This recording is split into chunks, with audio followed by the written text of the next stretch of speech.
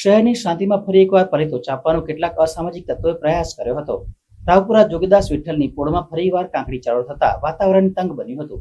શહેરના નાગરવાડા વિસ્તારમાં આવેલા મહેતાવાડીમાં હિન્દુ મુસ્લિમ યુવક વચ્ચેની મારામારી બાદ પૂર્વ નગરસેવક રમેશચંદ્ર પરમાર ઉર્ફે રાજાભાઈ પરમારના એકના એક પુત્રની વિધર્મી માથાભારે ઈસમ દ્વારા કરપીણ હત્યા કરી દેવામાં આવી હતી, જેની મંગળવારે અંતિમ યાત્રા નીકળી હતી।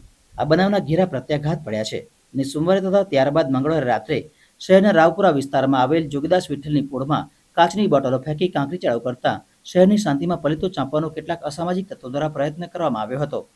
છેલ્લા 2 દિવસથી રાત્રે જ આ કૃત્યથી હવે સ્થાનિકો ભયનું વાતાવરણ ફેલાયું છે। ત્યારે રાવપુરા પોલીસના ડીસીપી પન્ના મોમાયા સહિતના ઉચ્ચ અધિકારીઓ ઘટના સ્થળે પહોંચી ગયા હતા અને સઘન બંદોબસ્ત ગોઠવી તપાસ હાથ ધરી છે। ત્યારે સ્થાનિકો દ્વારા અહીં કોમ્બિંગ હાથ ધરવા તથા પોલીસ પેટ્રોલિંગ સહિત બંદોબસ્તની માંગણી કરવામાં આવી છે। ઘટનાને પગલે સ્થાનિક નગરસેવકો પણ દોડી આવ્યા હતા।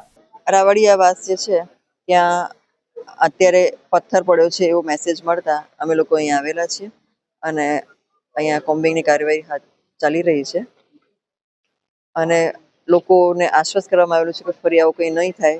અહીંયા જે પોલીસ પોઈન્ટ છે એમાં પણ વધારો કરવામાં આવેલો છે અને સાથોસાથ ધાબા પોઈન્ટ પણ મૂકી દઈએ છીએ, જેના કારણે લોકોને સુરક્ષાનું મહેસૂસ થાય। કેટલા લોકોની ધરપકડ કરવામાં આવી છે? હાલ કામગીરી ચાલુ છે। હા, આ હમણાં 8 વાગે જ બન્યો અને કાલે પણ આ જ ટાઈમે બન્યો હતો।